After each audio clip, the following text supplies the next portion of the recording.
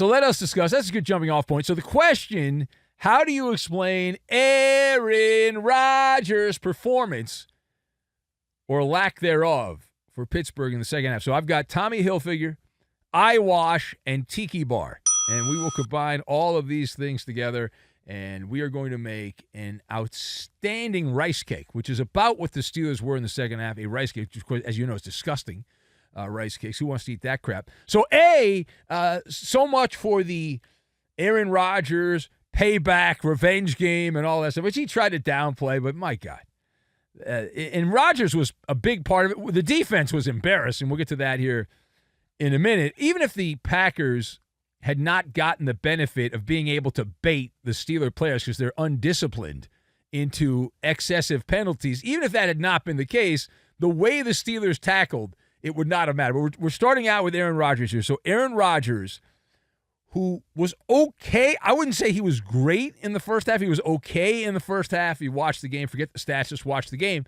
And then in the second half, if he was at the movie theater, he would have been what kind of snack at the movie theater? He would have been a milk dud is what he would have been. It was an absolute dud. The shine came off Aaron Rodgers in the second half there real quick in the Steel City. And the first half, I wouldn't say he was great. I would say he was functional in the first half of the game. I thought in the second half there was a system malfunction from Aaron Rodgers. And it's like someone went in there and unplugged the modem.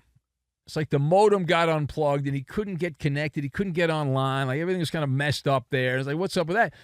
The Steelers actually had a 9-point lead at halftime. They're up 16-7. Not riveting football, but they're up by 9 points. They got the ball to start the third quarter. Every meathead ex-jock that gets a microphone, oh, they have all the momentum. Oh, my God, they have all the momentum. Shove it up, you tuckus.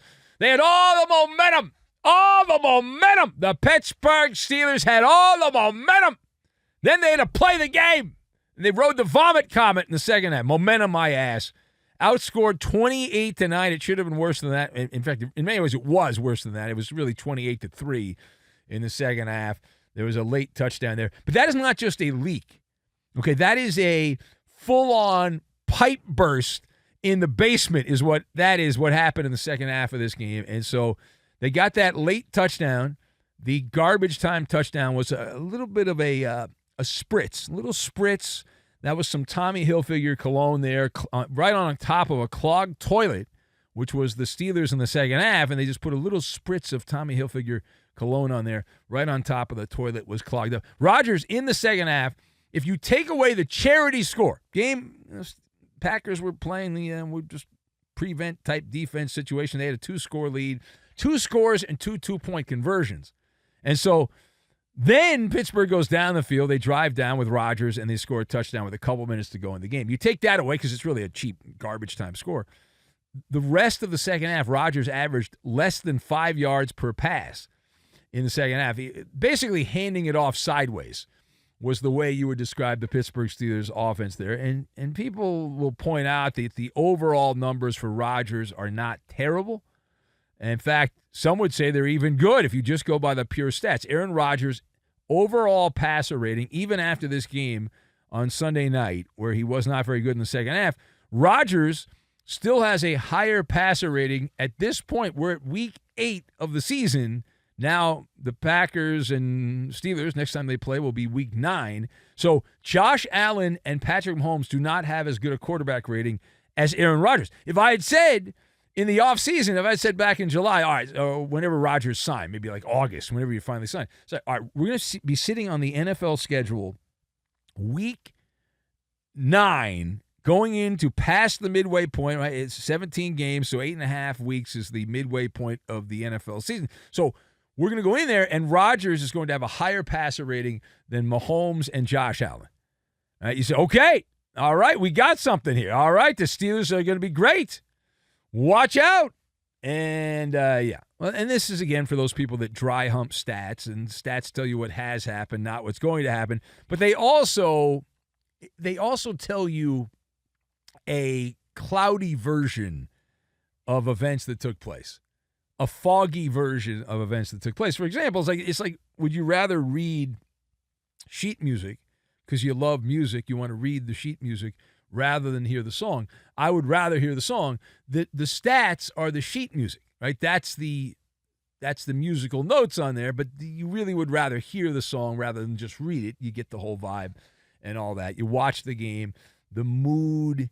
Oh, it's all about the mood. The mood changed after halftime. Rodgers flatlined, and the Packers offense did whatever they wanted, while Rodgers on the other side with the Steelers, forget about it. Now, speaking of that, turning the page here, Jordan Love became the first Packers quarterback since Brett Favre to complete 20 straight passes in a game. Favre did it way back in 2007. I was barely alive then. I was like a kid. I remember Rodgers having a big game, but I was a child. So 2007 for that performance there. That was his final season in Green Bay, where he was having problems with Aaron Rodgers. And so Favre then left, went to the Jets and then to the Vikings and all that. And so be it. But the question is not so much about Jordan Love. It's the other side.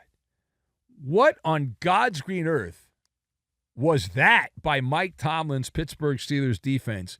What happened to making adjustments? What happened to improving as the season goes on? Now, we saw the Pittsburgh Steelers get sliced up by Joe Flacco. So you took the position that they were going to make that a point of emphasis and they were going to cut down on their mistakes there and clean some stuff up. They had a mini bye week, they being the Pittsburgh Steelers. How did that go? The adjustments were non-existent. They were non-existent. The Steelers defense just stood there like they were watching a matinee at the Cinerama Dome. They were just enjoying buttered popcorn. What was that? Horrific. Unacceptable. Absolutely unacceptable. Here's Mike Tomlin commenting on one of the most pathetic defensive performances you'll see in the black and yellow. Take a listen. We all have to own it.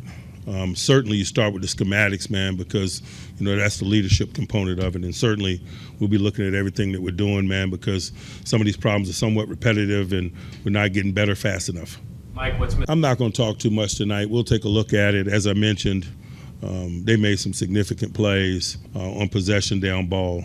And, you got to get off on third down. Okay.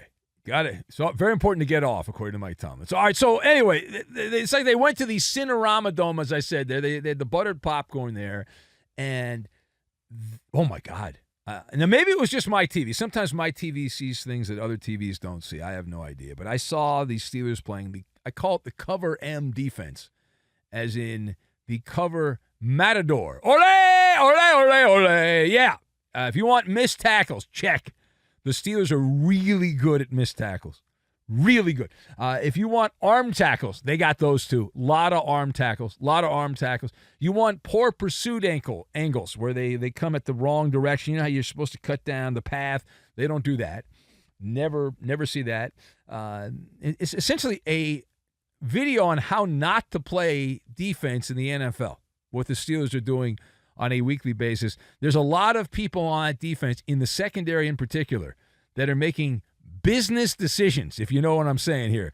And you allowed the Packers tight end, who's a good player, Tucker Kraft, who is not that good a player. My God, Tucker Kraft, he went yakety-yak, yards after the catch there, no pushback.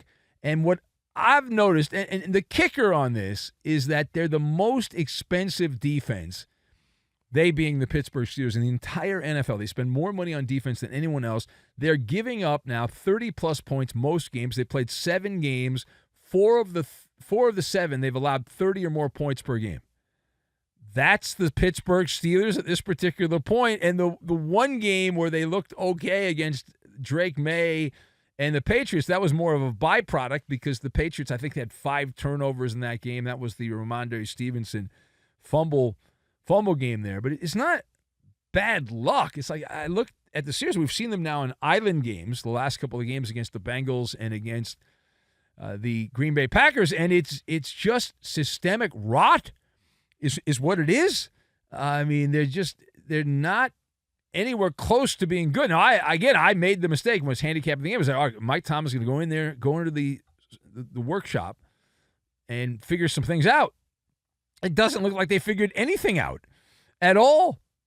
And so listen, they're going to end up winning 9 or 10 games. They're over 500. As bad as the defense is, they're still over 500. They're a fake contender. They're in the fake contender zone, the Pittsburgh Steelers at this point. Just enough there to kind of trick people into thinking they matter and that anybody can win it. It's wide open in the AFC here. And nobody is scared of that defense. But the thing about it, too, though, is you see the guys, and it's eyewash in the secondary. That's the term here. It's the fake hustle where they're kind of around the ball, but it looks like they're not. Just based on the eyeball test, it looks like they're not hustling. It's eyewash is hustle's stunt double. That's what eyewash is, right? It's guys flying around just enough to get on camera so it looks like for the low information fan that they're in position and looks like they cared and looks like they're trying, and yet they're not.